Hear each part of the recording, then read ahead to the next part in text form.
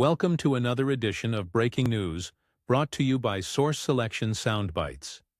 Today we will discuss the case of Federal Working Group that was decided at the GAO. The case concerns a limited source justification for an exception under FAR 8.4.05-6. Procedures. FAR 8.4.05-6. Exceptions include A. An urgent and compelling need exists, and following the procedures would result in unacceptable delays. B. Only one source is capable of providing the supplies or services required at the level of quality required because supplies or services are unique or highly specialized.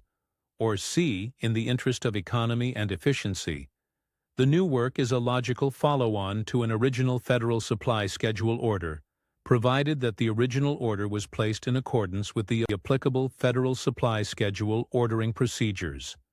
That is, the original order or BPA must not have been previously issued under sole source or limited sources procedures. The Census Bureau, or the agency, previously awarded a competed order to Axel for information technology modernization, but needed more time to finish the project. The agency decided to award a sole source order to Axel in the interests of efficiency and economy. The agency published its intent to sole source the award, and it was subsequently protested.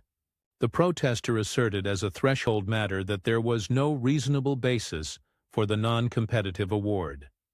More specifically, the protester complained that the agency's requirements were for garden variety field consulting, and that the agency's market research fails to meaningfully address its capabilities and the capabilities of others. En route to finding against the protester, the GAO noted the record contradicted the claim the market research did not meaningfully consider its capabilities. The market research recognized that the ongoing requirements could be provided by several vendors on the GSA schedule. However, the report also concluded the government's concern remained that a compete would result in disruptions, lead to a slowdown in execution, and lead to significant transition delays. Moreover, the agency noted that in addition to the transition delays, the transition of knowledge from the incumbent to a new contractor being brought up to speed with the inherent complex environment would likely lead to critical milestone dates in support of operations being missed. Since the agency determined that otherwise capable vendors would not be able to assume support of the requirements without inefficiencies and duplication of costs, the GAO determined the agency reasonably exercised its authority under the exception. Since the agency's exercise of the authority was reasonable, the protester is not an interested party to further challenge the consideration of the incumbent's proposal. Thus, the protest was denied. Now let's address a few of the lessons learned from this protest. They include: 1. The logical follow-on exception is utilized in the interests of economy and efficiency. 2. Once the GAO determines the logical follow-on authority was reasonable, the protester is no longer an interested party, and 3.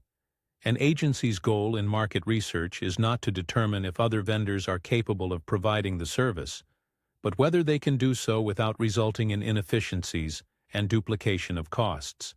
In this episode of Source Selection Soundbites, we discussed the Federal Workers Group case and the sole source concepts related to the logical follow-on exception in the FAR 8.4.05-6 environment. This concludes today's Source Selection Soundbite. If this video was helpful, hit the like and subscribe button to ensure you don't miss any new material. If you want more details on the subject, they are available on the Source Selection Answer app. It contains lectures, quizzes, court cases, sample documents, and more material that allows practitioners to quickly obtain actionable knowledge. Thanks for watching. See you next time.